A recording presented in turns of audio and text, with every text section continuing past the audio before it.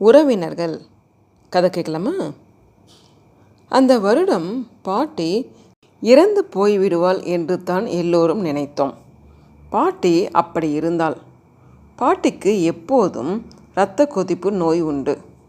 மே, June மாதங்களில் இந்த நோயின் கடுமை நன்றாகவே தெரியும். ஆகஸ்ட் மாதம் நெருங்கியும் பாட்டியின் உடல்நிலையில் எந்தவித முன்னேற்றமும் இல்லை. பெரியப்பா பையன் பாபுவின் கல்யாணத்திற்கு குடும்பம் முழுவதும் சுவாமி மலைக்கு கிளம்புவதாக இருந்தோம். தனியாக பஸ் ஏற்பாடு செய்திருந்ததால் போய் வருவதில் சிரமம் எதுவும் இல்லை. ஆனால் பாட்டியின் நிலைத்தான் கவலைப்படும்படியாக இருந்தது. டாக்டர் சங்கரநாராயணன் பாட்டியை யாராவது ஒருத்தர் பார்த்து கொண்டிருக்க வேண்டும் என்று சொல்லிவிட்டார். டாக்டர் அப்படி சொல்லும்போது பாட்டிக்கு ஏதாவது புரிந்ததா என்று தெரியவில்லை. கண்கள் லேசாக சொருகி கிடந்தன. வாய் தானாக எதையோ உளறிக் கொண்டிருந்தது. டாக்டர் எதையோ கேட்க, பாட்டி ராமுவுக்கு கல்யாணம் ஆயிடுத்து, குழந்தை இருக்கிறது என்றாள். ராமு மாமா பையன், கல்லூரியில் படித்து கொண்டிருக்கிறான். பாட்டிக்கு என்ன ஆச்சுன்னு தெரியலை. இப்படித்தான் உளறிண்டு இருக்கா. லோ பிளட் ப்ரெஷர்னா அப்படித்தான் இருக்கும். மூளையில் பிளட் சர்க்குலேஷன் குறைஞ்சு போயிருக்கும். மூளை ஒழுங்காக வேலை செய்யாது. டாக்டர், நீங்கள் என் பையன் மாதிரி நல்லா இருக்கணும். பெருசும் சின்னதும் என்னை பார்க்க வரலை. கருப்பு பெட்டியை பார்த்தீங்களா? ஏய் பாட்டி, கொஞ்சம் சும்மா இரேன். நடிக்கிறையா? No sir, நடிக்கலை. அவங்க உண்மையிலே நோயின் கடுமைத்தான். யார் பெருசு சின்னதும்? பாட்டி அவள் பிள்ளைகளை பற்றி சொல்கிறா.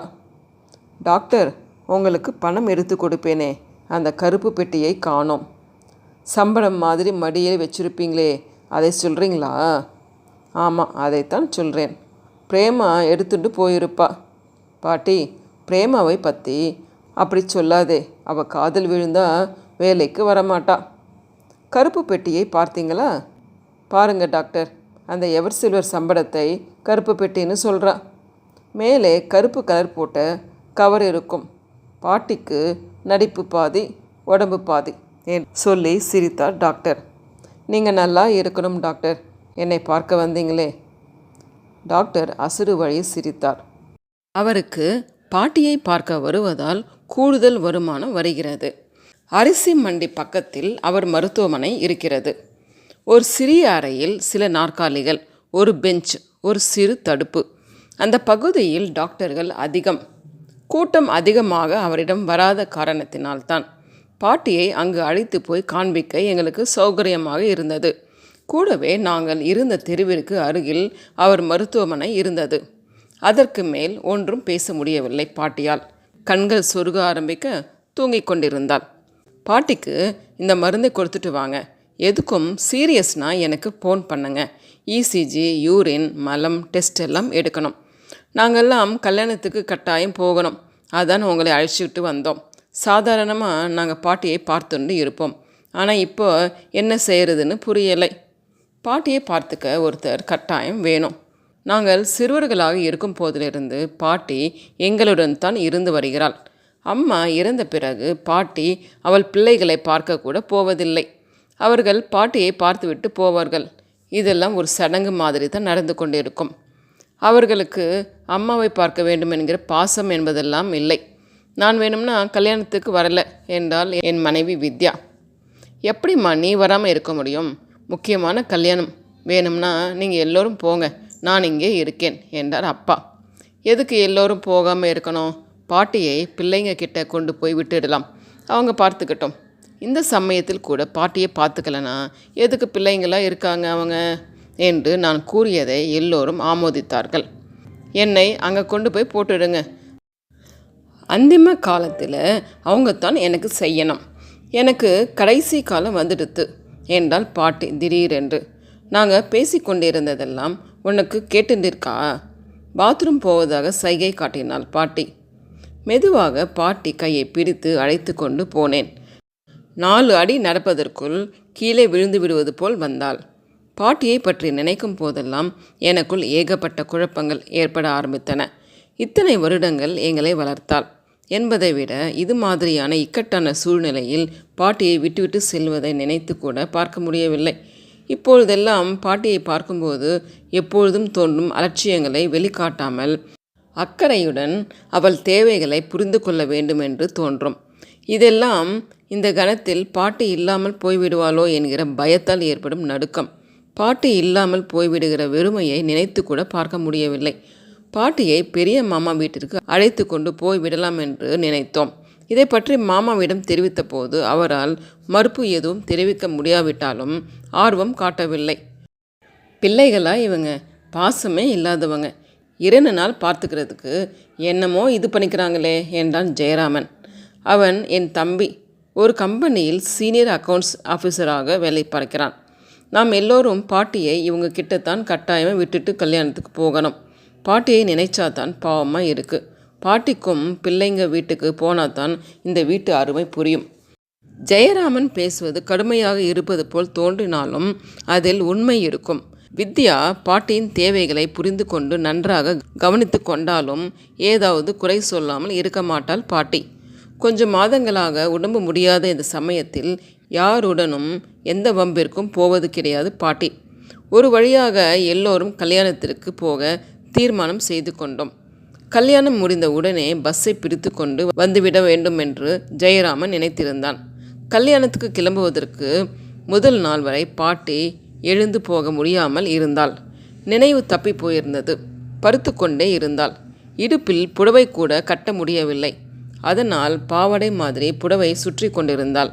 யாராவது பாட்டியை பிரித்து கொண்டு நிறுத்தினால் பிரித்து கொண்டிருப்பவர்களையும் தள்ளி கொண்டு விழுந்து விடுவாள். அப்படி தள்ளாமை. முகம் காலெல்லாம் வீங்கி இருந்தன. எதை சாப்பிட்டாலும் சாப்பிட முடியாமல் துப்பி விடுவாள். டாக்டர் சங்கரநாராயணன் கொடுத்த மாத்திரையினால் எந்தவித முன்னேற்றமும் தென்படவில்லை. இந்த பரிதாப நிலை இருக்கும் பாட்டியை மாமா வீட்டில் விட்டுவிட்டு கல்யாணத்திற்கு போவது அவசியமா என்கிற மாதிரி எனக்கு தோன்றாமல் இல்லை. மனம் வேறு விதமாக சமாதானம் செய்து கொண்டது. பாட்டியின் நிலையை பற்றி எதுவும் சொல்ல முடியாது. பாட்டிக்கு எது வேண்டுமானாலும் நிகழலாம். இது எல்லாத்துக்கும் முடிவு மரணம்தான். அது நிகழ்வதற்கு முன் பாட்டிக்கு நினைவு தப்பி போகலாம். அல்லது யாராவது ஒருவர் பாட்டிக்கு வேண்டியதை செய்து கொண்டு இருக்க வேண்டும். அது நிரந்தரமாகிவிட்டால் இருப்பதை விட போய் சேரலாம் என்று தோன்ற ஆரம்பித்துவிடும். கல்யாணத்திற்கு கிளம்புவதற்காக முதல் நாள் மாலை பாட்டியை மாமா வீட்டில் கொண்டு போய் விட்டுவிட்டோம். டாக்டர் சங்கரநாராயணனிடம் பெரிய மாமா வீட்டு முகவரியை கொடுத்திருந்தோம். போய் பார்க்க சொன்னோம். அவரும் போய் பார்ப்பதாக சொன்னார். அன்று இரவு என் மனநிலை சரியாக இல்லை. யாரும் சுரத்தாக பேசவில்லை. பாட்டியை பற்றி எல்லோரும் பேசிக்கொண்டிருந்தோம். அடுத்த நாள் காலையில் டி நகரில் ஒரு குறிப்பிட்ட இடத்தில் தனியார் பஸ் ஒன்று நிற்க ஏற்பாடு ஆகியிருந்தது. கல்யாணத்திற்கு வேண்டியவைகளையெல்லாம் எடுத்துக்கொண்டு கிளம்பினோம். குறிப்பிட்ட நேரத்தில் பஸ் தயாரான நிலையில் நின்றிருந்தது. பஸ் முழுவதும் கல்யாண கலை கட்டியிருந்தது. எங்களை பார்த்தவுடன் பெரியப்பா கையை பிடித்து குலுக்கினார். அப்பா பாட்டி நிலைமையை பற்றி பேச ஆரம்பித்தார். வயசாச்சு, போக வேண்டியது தான் என்றால் பெரியப்பாவின் 4வது பெண் கல்பனா. பிள்ளைகள் எல்லாம் அம்மாவை பற்றி கவலைப்படுறதில்லை. மாப்பிள்ளையா, நீ எத்தனை நாள்டா பார்த்துக்க முடியும்? பேசாமல் அவங்க பிள்ளைங்க கிட்டே விட்டுடு பாட்டியை என்றார் பெரியப்பா. அப்படியெல்லாம் விட்டுவிட முடியாது. எங்களுடன் 25 வருஷமாக இருக்கா என்றேன் நான். நாங்கள் சிறுவர்களாக இருந்தபோது பாட்டின் சுறுசுறுப்பை நினைத்தாலே வியப்பாக இருக்கும். சென்னையில் எந்த கோடிக்கும் யார் துணையுமின்றி பஸ் பிரித்து சென்று விடுவாள். அவளுடைய பால்ய காலத்தில் கிராமத்தில் உள்ள வீட்டை விட்டு நகர்ந்ததே இல்லை. ஒரு சமயம் பாட்டியின் பெரிய பெண் பரோடாவில் இருந்தாள். பெரிய பெண்ணிற்கு பாட்டியின் உதவி வேண்டியிருந்தது. அவளிடமிருந்து உதவி கோரி கடிதம் வந்ததிலிருந்து கிளம்ப வேண்டும் என்று உறுதியாக இருந்தாள் பாட்டி. பாட்டியின் சின்ன பெண்ணான என் அம்மா போக வேண்டாம் என்று தடுத்தும் கேட்கவில்லை. பெரிய பெண்ணிற்கு கடிதம் எழுதிவிட்டு கிளம்பிவிட்டாள். ஆனால் அங்கு போய் 1 மாதம் கூட இருக்க முடியவில்லை. திரும்பவும் இங்கு வந்துவிட்டாள். பாட்டி ஆச்சாரம் பார்க்க மாட்டாள். அவளால் முடியாது. இதனாலே ஆச்சாரம் பார்க்கும் பேர்வழிகளுக்கு பாட்டியை கண்டால் பிடிக்காது. பாட்டியைப் போல் நடிப்பதற்கு யாராவது பிறந்து தான் வர வேண்டும். ஆச்சாரம் பார்ப்பவர்கள் யாராவது வீட்டிற்கு வந்துவிட்டால் போதும். பாட்டி அன்று மட்டும் சீக்கிரமாக குளித்துவிட்டு விபூதி பூசி சாமி படங்களுக்கு முன் நின்று ஸ்லோகம் சொல்ல ஆரம்பித்து விடுவாள். எங்கள் தலைகளை கண்டால் ஆச்சாரம் பார்க்கும் நபர்களின் காதுகளுக்கு விழுகிற மாதிரி மேலே படாதே என்று சத்தம் போடுவாள். வந்தவர்களும் பாட்டியை முழுவதுமாக நம்ப மாட்டார்கள். அது மாதிரி சந்தர்ப்பங்களில் பாட்டியின் நடிப்பை நாங்கள் அம்பலப்படுத்தி விடுவோம். ஆச்சாரம் எல்லாம் பார்க்க முடியுமா, இதுங்களெல்லாம் புறப்பட்டு வரையிறதில்ல என்று போலியாய் புலம்புவாள் அவர்களிடம். அம்மா இறந்த பிறகு மாம்பலத்தில் நாங்கள் பெரிய மாமா இருக்கும் இடத்திற்கு அருகில் குடி வந்தோம். அப்படி குடி வந்ததற்கு காரணம் பெரிய மாமா மூலம் எங்களுக்கு எல்லா உதவிகளும் கிடைக்க வேண்டும் என்று எதிர்பார்த்து தான். மாமா வீட்டிற்கும் எங்களுக்கும் அடிக்கடி நடந்து வந்த போக்குவரத்துகள் முதல் சில வருடங்கள் கழித்து படிப்படியாக குறைந்து போய் இன்று முற்றிலும் அஸ்தமனமாகிவிட்டது. அப்பா வெளியூருக்கு மாற்றராகிவிட்டதால் நாங்கள் சென்னையிலே எங்கள் படிப்பை தொடர்ந்தோம். பாட்டித்தான் எங்களை கவனித்து கொண்டு வந்தாள். அப்பா மாதத்திற்கு 2 முறை வீட்டிற்கு வருவார். நாங்கள் இருந்த இடம் புறா கூண்டு மாதிரி இருக்கும். அப்பாவிற்கு கிடைத்த ஊதியத்தில் அந்த மாதிரி இடத்தில்தான் குடியிருக்க முடிந்தது. பெரிய பிரச்சனை என்று எதையும் நாங்கள் எதிர்கொள்ளவில்லை. நடுத்தர வாழ்க்கை சூழ்நிலை.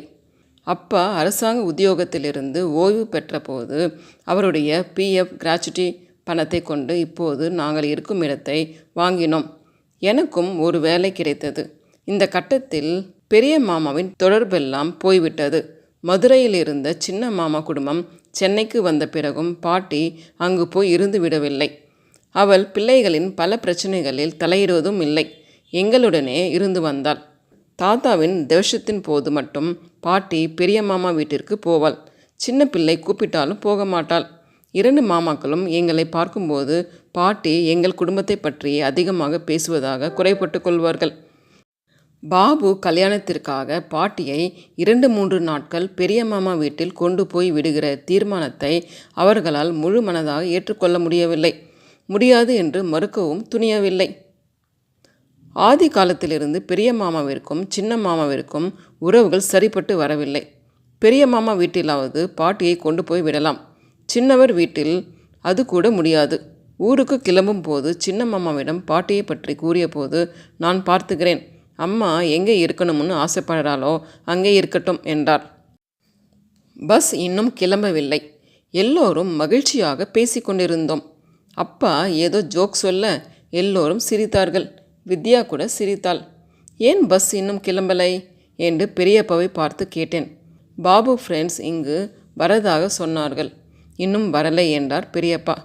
பாபு சிஏ படித்திருந்தான். ஒரு பெரிய கம்பெனியில் அதிகாரியாக இருந்து வருகிறான். பஸ் முழுவதும் கல்யாணத்திற்காக பெண் வீட்டார் செலவு செய்யும் விபரத்தையே பற்றி பேச்சு. பெண் வீட்டார் வசதி படைத்தவர்கள். வைரத்தோடு வைர மூக்குத்தியுடன் 50 பவுன் நகைகளும் 3 கிலோ வெள்ளி பாத்திரங்களும் ஏற்கனவே கல்யாண சீராக வைப்பதாக ஒப்புக்கொண்டனர். அதை தவிர கையில் 10,000 ரூபாய் பணமும் சுவாமி மலையில் கல்யாணமும் நடத்த போக வர பஸ்ஸும் ஏற்பாடு செய்திருந்தனர். இப்படி ஒரு இடம் கிடைத்தது குறித்து பெரியப்பா வீட்டிலுள்ள எல்லோரும் தலைகால் புரியாத சந்தோஷம்.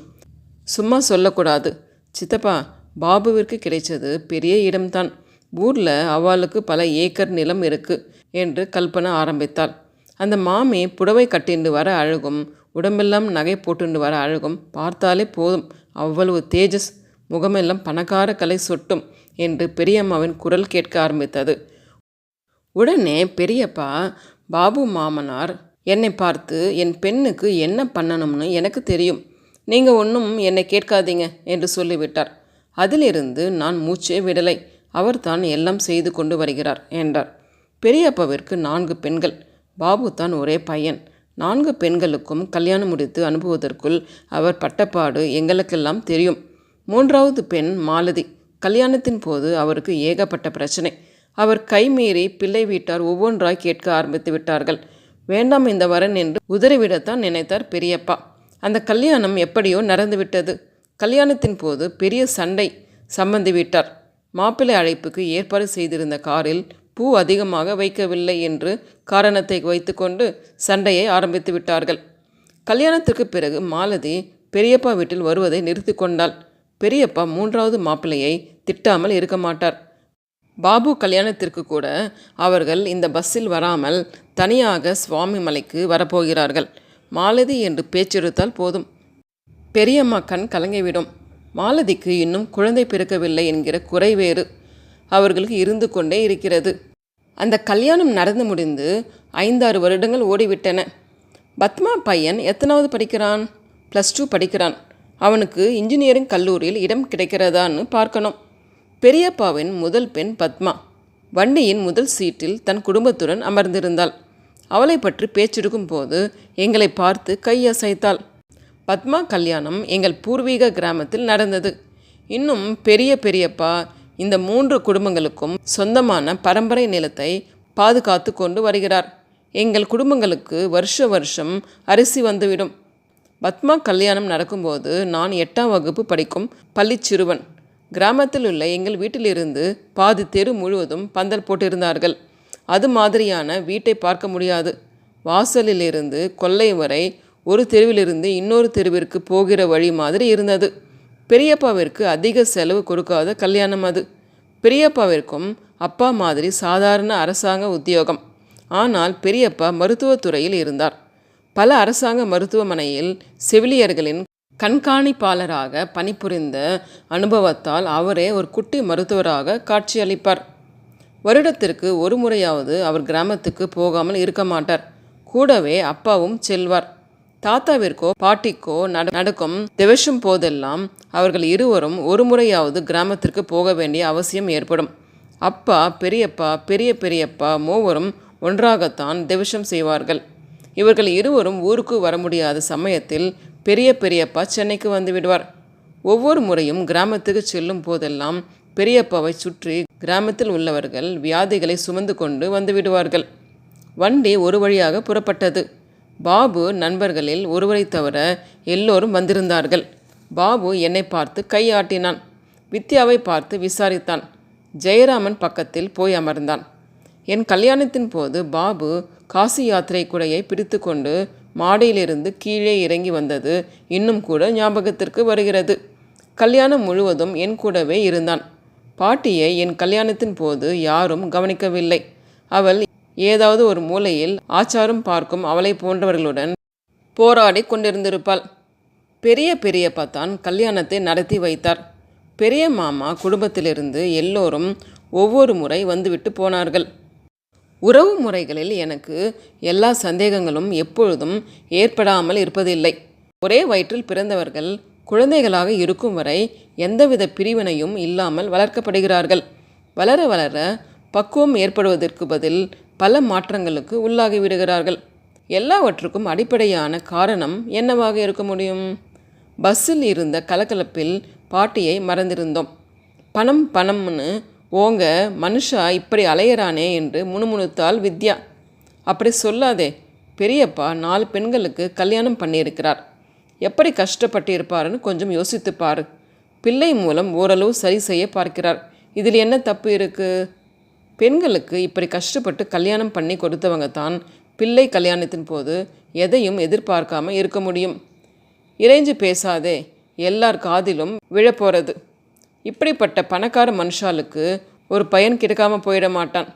ஆனால் நம்ம மாதிரி நடுத்தர வர்க்கத்தை சேர்ந்த பெண்ணுக்குத்தான் பாபு மாதிரி படித்த பையன் கிடைக்காம போயிடுவான். அதை பற்றி நானும் நீயும் பேசி என்ன பிரயோஜனம்? அது சரி, வித்யா தேராமல் அப்படியே இருக்கிறாளே என்று பெரியம்மா அப்பாவிடம் விசாரித்து கொண்டிருந்தாள். கல்யாணத்திலிருந்து அப்படியே தான் இருக்கா, கொஞ்சம் கூட மாறலை.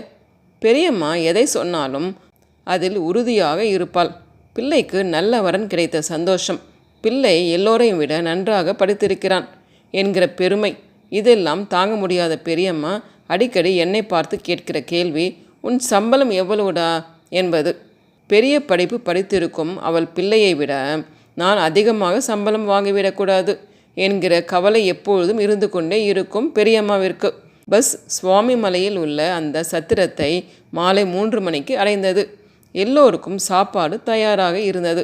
பாபுவின் மாமனார் சாம்பசிவம் எல்லோரையும் உபசரித்தார். பெரிய வாழை இலையில் எல்லோருக்கும் சாப்பாடு. சாப்பிடும் இடத்திற்கு வந்து நிதானமாக சாப்பிடுங்கள், அவசரப்படாதீர்கள் என்று எல்லோரையும் விசாரித்தார். சாப்பாடு பிரமாதம் என்றார் அப்பா சாம்பசிவத்தை பார்த்து. எல்லாம் என் கையில் இல்லை என்றார் சாம்பசிவம். அவர் நெற்றியில் விபூதி பட்டையாக இருந்தது. தூய்மையான சட்டை அணிந்திருந்தார். கையில் மோதிரங்கள், புது பட்டு வேஷ்டி கட்டியிருந்தார். ஒரு வழியாக சாப்பிட்டுவிட்டு கல்யாண மண்டப கூடத்திற்கு வந்தோம். பெரிய சத்திரம். கூட்டம் அவ்வளவாய் இல்லை. நாங்கள் வந்த கூட்டத்தை விட பாபு மாமனார் வீட்டு மனிதர்கள் குறைவாகவே தென்பட்டார்கள். சாம்பசிவம் பெரியப்பாவை பார்க்க வந்தார். சார், ஒரு விஷயம். என்ன என்று கேட்டபடியே அடக்கமாக அவர் முன் போய் நின்றார் பெரியப்பா. உங்களுக்கு ரொம்பவும் நெருக்கமாக இருக்கிறவா, அதாவது பையனோட அக்கா குடும்பம், உங்கள் குடும்பம் எல்லாம் இங்கேயே தங்கலாம். மற்றவங்களுக்கு நான் வேறு இடத்தில் தங்க ஏற்பாடு செய்திருக்கிறேன். அவளை வர சொன்னீங்கன்னா நான் இடத்தை காட்டுவேன் என்றார் சாம்பசிவம். பெரியப்பா எல்லோரிடமும் இதை கூறினார். கல்பனா அப்பாவை பார்த்து, சித்தப்பா, அவர் இடத்தை காட்டுவார், நீங்கள் போங்கள் என்றாள். இதுவரை பஸ்ஸில் ஒன்றாக வந்த உறவினர் கூட்டம் இப்போது நெருங்கிய உறவினர், நெருங்காத உறவினர் என்று 2 பிரிவுகளாக பிரிந்தது. பாபு, பெரியப்பா, பெரியம்மா, பாபுவின் அக்காள்கள், அக்காளின் கணவர்கள், அவர்கள் குழந்தைகள், கல்யாணம் பண்ணி வைக்கப் போகிற பெரிய பெரியப்பா, பெரிய பெரியம்மா, இவர்களெல்லாம் நெருங்கிய உறவினர்கள். கல்யாண மண்டபத்திலேயே அவர்களுக்கென்று நவீன வசதிகள் கொண்ட அறைகள். எங்களுக்கெல்லாம் தனி வீடு ஏற்பாடு செய்திருந்தார் சாம்பசிவம். கல்யாண மண்டபத்திலிருந்து 1/2 கிலோமீட்டர் தூரத்திலிருந்து அந்த இடம். சித்தப்பா பையனாகிய நான், என் மனைவி, என் தம்பி, பாபுவின் நண்பர்கள், பாபுவின் மாமாக்களின் குடும்பங்கள் என்று நாங்கள் அந்த இடத்தை ஆக்கிரமித்து கொண்டோம். அன்று மாலை ஜானவாசம் எல்லாம் அமர்க்கலமாய் ஏற்பாடு ஆகியிருந்தது. மாப்பிள்ளை காரே தோரணையாக இருந்தது. வீடியோவில் எல்லாவற்றையும் படம் பிடித்து கொண்டிருந்தனர். அந்த பகுதியில் பிரபலமாயிருக்கும் நாதஸ்வர வித்வான்களின் கச்சேரி தனிப்பட்ட முறையில் ஏற்பாடு செய்திருந்த சமையல்காரர்கள் விதவிதமாய் வேலைக்கு சமையல் செய்து கொண்டிருந்தார்கள். அப்பா சமையல் கூடத்திலிருந்து வெளியே வரவில்லை. வித்யாவும் மலைப்புடன் பார்த்து கொண்டிருந்தாள். சாம்பசிவத்திற்கு 3 பெண்கள், ஒரு பையன். பாபு கல்யாணம் செய்து கொள்ள போகும் பெண் 3வது பெண். முதல் 2 பெண்களுக்கும் இதே மாதிரியான ஆடம்பரமான கல்யாணம்தான். கல்யாணத்தில் எந்தவித குறையும் இல்லை. ஆனால் 3வது மாப்பிள்ளை CA படித்திருப்பதால் சீர்வரிசை கொஞ்சம் அதிகமாகவே செலவழித்தார். முதல் பெண்ணிற்கு மாத்திரம் ஒரு பெண் குழந்தை. 2வது பெண்ணின் கணவர் ஒரு வங்கியில் குமாஸ்தா. முதல் மாப்பிள்ளை ஒவ்வொரு சமயமும் ஒவ்வொரு இடத்தில் வேலையில் இருப்பான். அவன் வாயில் வெற்றிலையை குதப்பிக்கொண்டு சீட்டாடும் கூட்டத்துடன் சேர்ந்திருந்தான். அவன் இந்த கல்யாணத்தை பற்றி கவலைப்படவில்லை. சாம்பசிவத்தை மதிக்கவும் இல்லை. அவன் வீட்டிலிருந்து அவனுடைய உறவினர்கள் என்று யாரும் வரவில்லை. 2வது மாப்பிள்ளையோ சாம்பசிவத்தையே சுற்றி கொண்டிருந்தான். எப்பாவது தோன்றும்போது சாம்பசிவம் 2வது மாப்பிள்ளையுடன் பேசிக்கொண்டிருப்பார். சாம்பசிவம் எல்லோரையும் விரட்டி கொண்டிருந்தார். துரிதமாக எல்லா காரியங்களும் நடந்து கொண்டிருந்தன. கோவிலில் கல்யாணம் முடிந்த அன்று தங்கரதம் இழுக்க ஏற்பாடு செய்திருந்தார். அவருக்கு கோபம் அடிக்கடி வரும் என்று சம்பந்தி அம்மாள் பெரியம்மாவிடம் அலந்து கொண்டிருந்தாள். பெண்கள் எல்லோரும் பட்டுப்புடவைகளில் தங்களை நுழைத்து கொண்டிருந்தனர். வீடியோவில் படம் பிடிக்கப் போவதால் எல்லோரும் தனிப்பட்ட முறையில் அலங்காரம் செய்து கொண்டிருந்தனர். பெரியம்மா பெண்களுடன் வித்யா அவ்வளவாய் நெருங்கி பழக முடியவில்லை. இந்த கல்யாணத்தை பற்றி அவர்களுக்குள் ஏகப்பட்ட பெருமை. வித்யாவுடன் பேசுவதற்கு அவர்களுக்கு நேரம் இல்லை. வித்யாவிற்கும் ஆள் கிடைக்காமல் இல்லை. எப்போதும் எந்த கல்யாணத்திலும் ஒதுக்கப்பட்ட சில பேர்கள் கிடைப்பார்கள். அதே மாதிரி இந்த கல்யாணத்திலும் ஒதுக்கப்பட்ட பாபுவின் மாமா பெண்கள் வித்யாவுடன் நன்றாக பழகி கொண்டு வந்தார்கள். ஒரு வழியாக மாப்பிள்ளை அழைப்பு முடிந்தது.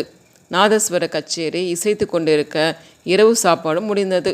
அப்பா ஜெயராமனை பற்றி பெருமையாக பேசிக்கொண்டிருந்தார் சாம்பசிவத்திடம். சார், அவனும் காஸ்டிங் முடிச்சிருக்கான். அப்படியா என்று விசாரித்தபடியே ஏதோ பாட்டை முணுமுணுத்து கொண்டிருந்தார் சாம்பசிவம். எங்கோ போய்கொண்டிருந்த ஜெயராமனை கூப்பிட்டு சாம்பசிவத்திடம் அறிமுகப்படுத்தினார். பொதுவாக அவன் யாரிடமும் அதிகமாக பழக மாட்டான். கல்யாணத்திற்கு அவன் வந்த சுவடு கூட தெரியாமல் எங்காவது இருப்பான். வெறுமனே சாம்பசிவத்தை பார்த்து புன்னகைத்துவிட்டு அந்த இடத்திலிருந்து நகர்ந்தான். கொஞ்ச நேரம் கழித்து அவன் என்னை பார்க்கும்போது, அப்பாவிற்கு என்ன ஆச்சு, ஏன் இப்படி உளறி கொண்டிருக்கிறார் என்று கேட்டான். இது மாதிரி தனக்கு சம்மந்தி கிடைக்க வேண்டும் என்று நினைச்சுட்டு இருக்கிறாரோ என்னமோ என்றேன் சிரித்து கொண்டு. கல்யாணம் முடிஞ்ச உடனே ஊருக்கு கிளம்பணும். பாட்டி எப்படி இருக்காளோ. பாட்டியை பற்றி பேச்செடுத்ததும் எனக்கு இந்த கல்யாணத்தை பற்றி நினைப்பு மறந்துவிட்டது. உடனே ஊருக்கு போக வேண்டும் போல் தோன்றியது. சாம்பசிவத்துடன் பேசிக்கொண்டிருந்த அப்பா அலுத்து போய் சீட்டாடும் இடத்திற்கு போய் அமர்ந்தார். சாம்பசிவத்தின் மூத்த மாப்பிள்ளையுடன் பெரியப்பாவின் மூன்றாவது மாப்பிள்ளையும் சேர்ந்து பெரிய கூட்டத்தையே உண்டாக்கி கொண்டிருந்தார்கள். ராத்திரிக்கு வீடியோவில் சினிமா படங்களை காட்டப் போகிறார்களாம் என்றபடி வித்யா ஒரு செய்தியை சுமந்து கொண்டு வந்தாள். ராத்திரியெல்லாம் முழிச்சிருந்து பார்த்தா நாளைக்கு கல்யாணத்தை கோட்டை விடுவோம். சும்மா கொஞ்ச நேரம் தானே, எல்லார்கிட்டையும் போய் வம்பளத்தாச்சா? எனக்கு வம்பளக்கிற புத்தியே கிடையாது. உங்கள் பெரியப்பா பெண்கள் முன் போய் நின்னா கூட பேச மாட்டேங்கிறாங்க, என்னத்தை வம்பளக்கிறது? வித்யா இதை சொல்லும்போது வருத்தப்படுவது போல் தோன்றியது. ஏன் இந்த கல்யாணத்துக்கு வந்தேன்னு தோணுது. பாட்டியை நான் பார்த்துண்டிருந்திருப்பேன். நீ அவர்கள் பேசணும்னு எதிர்பார்க்கிறேன். நீயே அவங்களோட பேச ஆரம்பித்தா எல்லாம் சரியாக போயிடும். நீங்கள் வேற அவங்கக்கிட்ட போய் பல்லை காட்டுண்டு இருக்க முடியாது. இந்த வீடியோ கேமரா முன்னால் கூட அவங்களே ஒருத்தர் மாற்றி ஒருத்தர் வருகிற மாதிரி நின்னாங்களே தவிர வேறு யாரையும் விடலை. பாபுவின் மாமா பொண்ணுங்க கூட ரொம்ப குறைப்பட்டுக்கிட்டாங்க. நாமெல்லாம் வீடியோவில் விழாமல் இருந்தால் நல்லா தானே இருக்கும். எனக்கு ஒன்றும் அதெல்லாம் ஆசை கிடையாது. வித்யா போய்விட்டாள். அன்று இரவு எல்லோரும் வீடியோவில் படம் பார்த்து கொண்டிருந்தோம். பாபு மாப்பிள்ளை கோலத்தில் லட்சணமாய் இருந்தான். காலையில் எல்லாம் துரிகதையில் நடக்க ஆரம்பித்தது. பாபு கல்யாணம் முழுவதும் வீடியோவில் பதிவாகியது.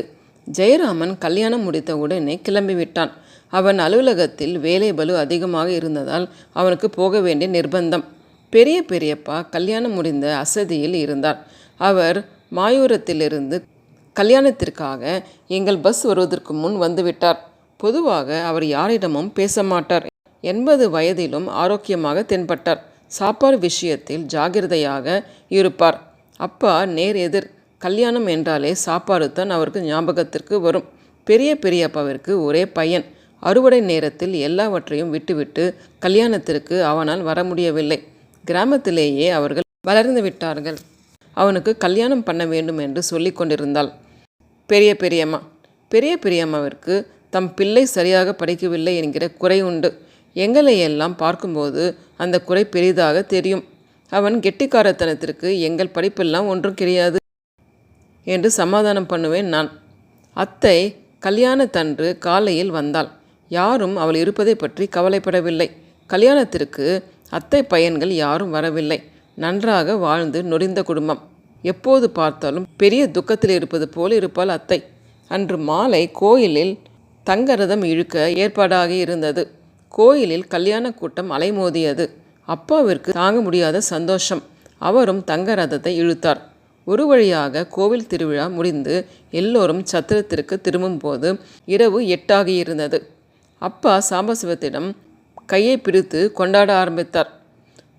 உங்கள் புண்ணியத்தில் எங்களுக்கெல்லாம் இந்த சந்தர்ப்பம் கிடைச்சது. முருகன் கோயிலில் இது மாதிரியான சந்தர்ப்பம் கிடைக்க கொடுத்து வச்சிருக்கணும். எல்லாம் என்னுடைய புண்ணியம் இல்லையோ? அவன் அனுகிரகத்தினால்தான் நடக்குது. அதுவும் உங்கள் வழியாகத்தான் எங்களுக்கு கிடைச்சிருக்கு. திரும்ப திரும்ப அதையே சொல்லிட்டு இருக்கிறீரே. எல்லாம் அவன் கருணைத்தான். என்னால் ஆகிறதில்லை. அவள் குரல் சப்தமாக ஒலித்தது. அவர் குரலின் கடுமையை உணர்ந்த எல்லோரும் வினோதமாய் பார்த்தோம். திகைப்பாக இருந்தது. வேறு எதுவும் பேச முடியாமல் அமர்ந்திருந்தார். சாம்பசிவம் ஏதோ காரியமாக எழுந்து போய்விட்டார். நான் அப்பாவை தனியாக கூப்பிட்டு அவரிடம் அதிகமாக பேசாதே என்று எச்சரித்தேன். அப்பா இதையெல்லாம் புரிந்து கொண்ட மாதிரி தெரியவில்லை. இரவு 9 மணி சுமாருக்கு நடந்த சம்பவம் இதைவிட சோகமாக இருந்தது. நாளைக்கு கட்டு சாதம் வச்சு அனுப்புறதுக்கு முன்னாடி டிப்பனுக்கு பதிலாக எல்லோருக்கும் சாப்பாடு போட்டால் நல்லா இருக்கும் என்று சாம்பசிவத்திற்கு ஐடியா கொடுத்தார் அப்பா. உடனே சாம்பசிவம், நீ யாரையா அது மாதிரி சொல்ல? நான் டிஃபன் தான் போடுவேன், இல்லாட்டி சாப்பிடாம போயேன். ஏதோ சம்மந்தி தம்பின்னு பார்க்குறேன், அளவுக்கு மீறி போயிட்டே இருக்கே என்று சத்தம் போட்டார். அவர் குரலில் மரியாதை குறைந்து ஆணவம் மிகுந்திருந்தது. அப்பா அதிர்ச்சி அடைந்து விட்டார். எல்லார் முன்னாலும் அவமானம் அடைந்து விட்டோம் என்று கூனி குறுகி போய்விட்டார். எனக்கு அப்பாவை அழைத்து கொண்டு ஊருக்கு போக வேண்டும் போல் தோன்றியது. அப்பா செய்வதறியாமல் பெரியப்பா முன் போய் நின்றார். உனக்கு வாயை பொத்திண்டு சும்மா இருக்க தெரியாது. ஏதோ போடுறன், ஏன் இது மாதிரி விஷயத்துக்கெல்லாம் தலையிடற என்று சேர்ந்து சத்தம் போட்டார். சித்தப்பா மேலே என்ன தப்பு இருக்குது? அந்த ஆளுக்கு என் மூக்கு மேல் கோபம் வருது என்று பரிந்து கொண்டு வந்தால் கல்பனா அப்பாவிற்காக. நம்ம சித்தப்பா சும்மா இருக்கணும். நம்ம நினைச்சுண்டு இருக்கிறதுக்கு மேலே அவர் அந்த கல்யாணத்தில் ஒரு குறையும் வைக்காமல் செஞ்சுண்டு வந்திருக்கிறார் என்றால் மாலதி. இருக்கட்டுமே, சித்தப்பா என்ன பெருசாக கேட்டுவிட்டா? இதை சீரியஸாக எடுத்துண்டு அந்த ஆள் சண்டைக்கு வரணுமா? பெரியப்பா மேல் தான் எனக்கு இப்போது கோபம் ஏற்பட்டது. இவ்வளவு பேர் முன்னால் இவர் தம்பியை இப்படி அவமானப்படுத்தி இருக்கார். அதை கேட்டுட்டு சும்மா இருக்கிறாரே என்று இவர் தன் பிள்ளையை பணத்துக்கு விற்று விட்டார். இனிமேல் இவரால் எதுவும் பேச முடியாது. தம்பிக்கு இவர் ஏன் வக்காலத்து வாங்க வேண்டும்? அப்பா அந்த இடத்தை விட்டு நகர்ந்து எங்கோ சென்று விட்டார். எனக்கு இந்த கல்யாணம் கசப்பான அனுபவமாக பட்டது. இனிமேல் இங்கே இருக்க வேண்டாம் என்று தோன்றியது. அப்பாவை தனியாக சந்தித்து நாம் ஊருக்கு போகலாம், இனிமேல் இங்கே இருக்க வேண்டாம் என்றேன். அப்பா அதற்கு பதில் பேசவில்லை. சென்னை போவதற்கும் அங்கிருந்து பஸ் ஏற்பாடு செய்திருந்ததால் அப்பா அதை பற்றி யோசனை செய்து கொண்டிருப்பது போல் தோன்றியது. அப்பாவை விட நான் அவமானப்பட்டு நிற்பது போல் தோன்றியது. கூடவே வித்யாவும் சேர்ந்து வருத்தப்பட்டாள். இந்த கல்யாணத்திற்கு எல்லோரும் இப்படி கிளம்பி இருக்கக்கூடாது என்றும் தோன்றியது. ஜெயராமன் இருந்திருந்தால் இந்த சமயத்தில் பெரிய கலாட்டா செய்திருப்பான். நான் உடனே ஊருக்கு போக வேண்டும் என்று சொன்னது பெரியப்பா குடும்பத்திற்கு தெரிந்தாலும் அதை பெரிதாக யாரும் எடுத்துக்கொள்ளவில்லை. அப்பாவை விட்டுவிட்டு நானும் வித்யாவும் போவது அவ்வளவு உசிதமாக தோன்றவில்லை. அவளும் இதை ஒப்புக்கொள்ளவில்லை. அன்று இரவு நான் சரியாக தூங்கவில்லை. காலையில் எழுந்தவுடன் ஊருக்கு போக வேண்டும் என்கிற நினைப்பே எனக்கு இருந்தது. அப்பா கண்ணில் படவில்லை. இதை பற்றியெல்லாம் பெரிதுபடுத்தாமல் காலையில் அவர்களுடனே கிளம்பி விடுவதாக தீர்மானித்தோம். டிஃபன் சாப்பிட்டுவிட்டு எல்லோரும் கிளம்ப தயாராய் இருந்தோம். ஆனால் நாங்கள் புறப்பட வேண்டிய பஸ் வரவில்லை. சாம்பசிவம் பொறுமை இழந்து தவித்து கொண்டிருந்தார். இந்த முறையை கல்பனாவின் கணவர் ஸ்ரீனிவாசன் சாம்பசிவத்திடம் மாட்டிக்கொண்டார். ஸ்ரீனிவாசன் செய்த ஒரே தவறு போக வர சென்னையிலிருந்து சுவாமிமலைக்கு நாங்கள் வந்த தனியார் பஸ்ஸை ஏற்பாடு செய்தது தான். காலையில் குறிப்பிட்டபடி 8 மணிக்கு வர வேண்டிய பஸ் இன்னும் வரவில்லை. ஸ்ரீனிவாசன் புரியாமல் விழித்து கொண்டிருந்தார். சாம்பசிவம் அவரை பார்த்து, என்ன சார், இந்த கல்யாணத்திற்கு எல்லா ஏற்பாடுகளையும் எப்படி செய்திருக்கேன் தெரியுமா? ஏதாவது குறை வச்சிருக்கேனா? வண்டியை ஏற்பாடு செய்கிறேன்னு நீங்கள் தானே சொன்னீங்க, வண்டி இன்னும் வரலை என்று ஆரம்பித்தார். எனக்கும் அதான் புரியலை. வண்டி வந்துடும். ஒரு காரியத்தில் ஈடுபடணும்னா எப்படியெல்லாம் திட்டம் போட வேண்டியிருக்கு. ஒரு மாதத்துக்கு முன்னாலிலிருந்து நான் ரயில்வே அட்டவணையை வாங்கி வச்சிருக்கேன். அப்படித்தான் இருக்கணும். இன்னைக்கு சத்திரத்தை காலி பண்ணி கொடுத்துடணும். ராத்திரி கல்யாணம் நடந்த இடத்தில் தங்கக்கூடாதுன்னு ஐதீகம். ஒரு சுபகாரியம் இப்படி தடங்கலாவது என் மனசுக்கு சரியாக படலை. நீங்கள் பதட்டப்படாதீங்க சார், வண்டி வந்துடும். அன்று வண்டி பகல் 2 மணி வரை வரவில்லை. சாம்பசிவம் பெரிதாக சத்தம் போட ஆரம்பித்தார். ஸ்ரீனிவாசனுக்கு அவமானமாய் போய்விட்டது. அவர் உடனே ஏற்பாடு செய்திருந்த பஸ் கம்பெனிக்கு ஃபோன் மூலம் தொடர்பு கொண்டு பஸ் எங்கே இருக்கிறது என்று கண்டுபிடிக்க பத்மாவின் கணவர் ரகுவுடன் சென்று விட்டார். சாம்பசிவம் தொடர்ந்து சத்தம் போட்டு கொண்டிருந்தார். கல்யாணத்திற்கு வந்திருந்த ஸ்ரீனிவாசனின் அப்பா அழ ஆரம்பித்து விட்டார். ஸ்ரீனிவாசனை சாம்பசிவம் திட்டுவதை அவரால் தாங்கிக் கொள்ள முடியவில்லை. மாமனார் அழுவதை கல்பனாவால் தாங்கிக் கொள்ள முடியவில்லை. இவர் பணத்திமிரெல்லாம் இவரோடு இருக்கட்டும். இந்த அப்பா ஏன் இதெல்லாம் கேட்டுக்கொண்டிருக்கணும்? நேத்திக்கு சித்தப்பா, இன்னைக்கு இவர். நாம் பிள்ளை வீட்டு கல்யாணத்திற்கு வந்திருக்காமா, பெண் வீட்டு கல்யாணத்துக்கு வந்திருக்கோமா பயப்படுறதுக்கு என்று அவளும் சத்தம் போட்டபடி அழ ஆரம்பித்தாள். இவ்வளவும் நடந்த பிறகுதான் பெரியப்பாவிற்கு சாம்பசிவம் மேல் கோபம் வந்தது. சாம்பசிவத்தை பார்த்து பெரிதாக சத்தம் போட ஆரம்பித்தார். சாம்பசிவம் ஏதோ சொல்ல, பெரியப்பா ஏதோ சொல்ல, பெரிய சண்டை உருவாயிற்று. சாம்பசிவம் மனைவி ஓடி வந்து பெரியப்பாவை சமாதானம் பண்ண வந்தாள். அவர் முன்கோபக்காரர், இதை பெருசாக எடுத்துக்காதீங்க. அவர் கோபம் அவர்கிட்ட இருக்கட்டும், மற்றவங்க கிட்ட எதுக்கு காட்டணும் என்று பதிலுக்கு இறைந்து கத்தினாள் கல்பனா. சாம்பசிவம் மனைவி மெதுவாக அவரை அந்த இடத்திலிருந்து அழைத்து கொண்டு போய்விட்டாள். மாலை 6 மணிக்கு மேல் சத்திரத்தில் வேறு ஒரு சுபகாரியம் ஏற்பாடு ஆகியிருந்ததால் கூட்டம் கூட ஆரம்பித்து விட்டது. எல்லோரும் பஸ்ஸிற்காக வாசலில் காத்து கொண்டிருந்தோம். ஸ்ரீனிவாசனும் ரகுவும் திரும்பி வந்தார்கள்.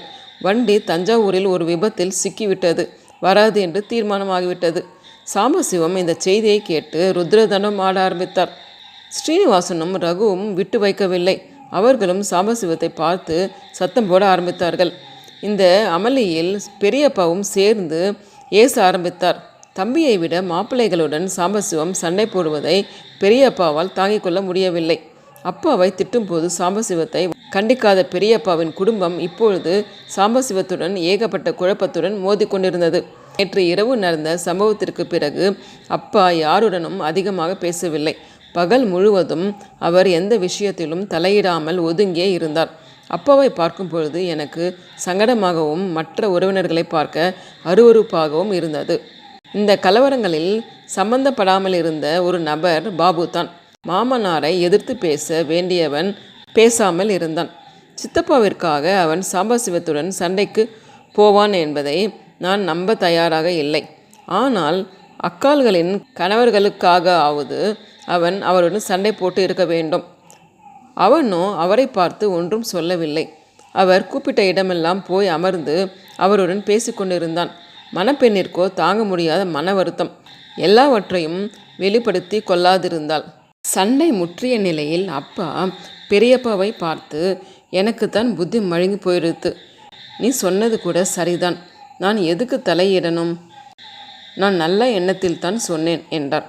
எப்போதுமே பட்டும் படாமலும் இருக்கணும். ஏதோ போகிறோம்னு விட்டுடணும். எந்த சாப்பாடு போட்டால் என்ன?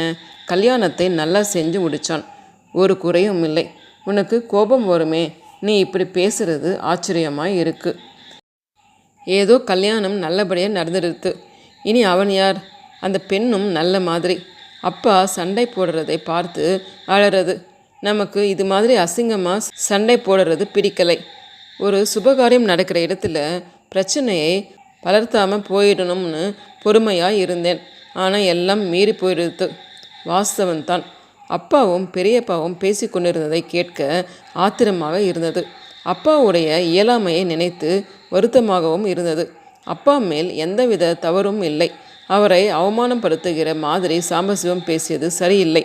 தம்பி மேல் தவறு இல்லை என்று தெரிந்தும் சாம்பசிவத்தின் மீது கோபத்தை காட்ட முடியாத பெரியப்பாவின் இயலாமை வேறு வழியில்லாமல் மாப்பிள்ளைக்காக தன்னை மாற்றிக்கொண்டது. எல்லாம் பணம். 50 பவுன் தங்க நகைகள், 3 கிலோ வெள்ளி பாத்திரங்கள், 10,000 ரூபாய். CA படித்த தன் பையனுக்கு நினைத்து பார்க்க முடியாத பெரிய இடத்து சம்பந்தம். சாம்பசிவத்தின் மீது அப்பாவிற்கு ஏன் முதலில் ஈடுபாடு ஏற்பட்டது? அவருடைய செல்ல செழிப்பா? வாழ்க்கை தரத்தில் அவர் எல்லாவற்றிலும் மிஞ்சி இருக்கிற காரணமா? தன் பையனுக்கு இது மாதிரி ஒரு வரன் கிடைக்கவில்லை என்று கூட தோன்றியிருக்கும். பாபு கல்யாணம் நிச்சயமான தேதியிலிருந்து அப்பா சாம்பசிவத்தை பற்றி ஏதாவது சொல்லாமல் இருப்பதில்லை. இந்த கல்யாணம் நடப்பதற்கு முன் ஒரு முறை சாம்பசிவத்தை அவர் வீட்டில் போய் பார்த்துவிட்டு வந்தார். அவர் பார்த்துவிட்டு வந்த மறு வினாடியிலிருந்து சாம்பசிவத்தின் வீட்டை பற்றி ஒரே அலப்பு. ஊரில் கூட அவருக்கு 2-3 வீடு இருக்காம். எதுக்கு நீ அவர் வீட்டுக்கெல்லாம் போகிறே என்று நாங்கள் அப்பாவுடன் சண்டைக்கு போனோம். சாம்பசிவத்திற்கு அப்பாவின் அந்த தலையீடு எரிச்சலை தந்திருக்கும். சாம்பசிவம் ஒரு காரை எடுத்துக்கொண்டு வந்தார். மாப்பிள்ளையையும் பெண்ணையும் அதில் ஏற்றிக்கொண்டு செல்ல ஏற்பாடுகளை செய்து கொண்டிருந்தார். பெரியப்பா வீட்டிலுள்ளவர்கள் அதில் அவர்களை அனுப்ப தயாராய் இல்லை. பெண்ணையும் பிள்ளையும் எங்களுக்கு எப்படி அழைத்து கொண்டு போக வேண்டும் என்று தெரியும். நீங்கள் கவலைப்பட வேண்டாம் என்று சத்தம் போட்டார்கள். மாப்பிள்ளையை நான் அழைச்சிட்டு போவேன். நீங்கள் தடுக்காதீங்க. முதல்ல இந்த இடத்தை விட்டு கிளம்பணும். இல்லாட்டி பெரிய சகுனத்தடையாய் படறது எனக்கு என்று பெரிதாக சத்தம் போட்டார் சாம்பசிவம். நாங்கள் கிளம்பின பிறகுதான் அவங்களை கிளம்ப அனுமதிப்போம் என்று பெரியப்பா குடும்பத்திடமிருந்து எதிரொலி வந்தது. நாங்கள் யாரும் மாப்பிள்ளையும் பெண்ணையும் அவருடன் அனுப்பவில்லை. ஸ்ரீனிவாசன் கஷ்டப்பட்டு எல்லோரும் செல்வதற்கு ஒரு வண்டியை ஏற்பாடு செய்து கொண்டு வந்தார். நாங்கள் எல்லாம் கிளம்ப இரவு 10 மணி ஆகிவிட்டது. ஊருக்கு போனால் போதுமென்றே எங்களுக்கு தோன்றியது. அடுத்த நாள் காலை நாங்கள் வீட்டிற்கு வந்தபோது பாட்டி வீட்டில் இருந்தாள். உடம்பு சரியாக இருந்தது. பிள்ளையை கண்டபடி திட்டிக் கொண்டிருந்தாள். சுய நினைவோடு பேச ஆரம்பித்து விட்டாள். பிள்ளை வீட்டில் பாட்டி நினைவில்லாமல் போயிருந்த போது புடவையை கட்டிவிடக்கூட யாரும் வரவில்லையாம். பென்ஷன் வரதே, ஏதாவது பெட்டியிலே சேர்த்து வச்சுட்டு இருக்கியா என்று கேட்டபடி பாட்டி கொண்டு வந்த பெட்டியை திறந்து பார்த்து அவமானப்படுத்தினார்களாம். நீங்கள் எல்லாம் கல்யாணத்திற்கு போகலன்னா நான் அங்கே போயிருக்கவே மாட்டேன் என்றாள் பாட்டி. அவள் குரலில் துக்கம் இழைந்தோடியது. நாங்கள் கல்யாணத்திற்கு சென்று பட்ட அவமானங்களை பாட்டியிடம் பிரஸ்தாபிக்கவில்லை. எல்லா உறவு முறைகளிலும் அடிப்படையில் ஏதோ தவறு இருக்கிறது. இதெல்லாம் மீறி நாமெல்லாம் ஒருவருக்கு ஒருவர் உறவினர் என்று சொல்லி கொண்டு திரிகிறோம். இந்த சம்பவத்திற்கு பிறகு அப்பா ஒருமுறை கூட சாம்பசிவத்தை பற்றி பேசுவது கிடையாது. வீட்டில் நாங்கள் மட்டும் பல மாதங்கள் இந்த சம்பவத்தையே ஞாபகப்படுத்தி அப்பாவை கிண்டல் செய்து கொண்டிருப்போம். நாங்கள் என்ன பேசிக்கொண்டிருந்தாலும் எல்லோருடைய நிராசைகளின் மொத்த வடிவமாய் சாம்பசிவம் இருந்து கொண்டிருக்கிறார் என்று மட்டும் புரிந்தது. பாபுவின் திருமணம் நடந்து 3 வருடங்கள் ஓடிவிட்டன. ஏதாவது விசேஷம் என்றால் பெரியப்பா பெரியம்மாவுடன் பாபுவின் மனைவி கலந்து கொள்ள தவறமாட்டாள். இன்னும் நாங்கள் எல்லோரும் உறவினர்கள். ஓகே குட்டீஸ், இந்த கதை பிடிச்சிருக்குன்னு நினைக்கிறேன். பிடிச்சிருந்தா லைக் பண்ணுங்கள், ஷேர் பண்ணுங்கள், சப்ஸ்கிரைப் பண்ணுங்கள்.